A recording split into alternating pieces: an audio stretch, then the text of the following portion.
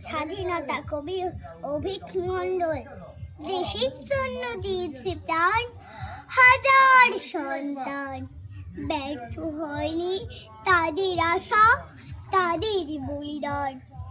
গর্ব করে বলছি মোরা, আমরা তো স্বাধীন। বলেছিলাম বলবো আবার, বলবো চিরদিন। শহীদ যারা বীর পুরুষের জয়ের মাঝে সব, রক্তে রক্তে লুকিয়ে আছে দেশের গৌরব।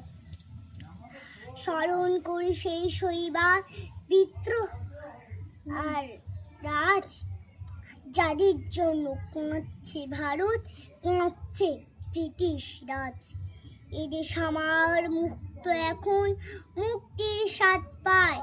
সবে মিলে গর্ব এদেশ, চলুন হাত মিলায়। গেরুয়া সাদা সবুজ মিলে অপূর্ব সংমিশ্রণ, স্বাধীনতা গাইব আজি। বন্দে মাতরম। নমস্কার।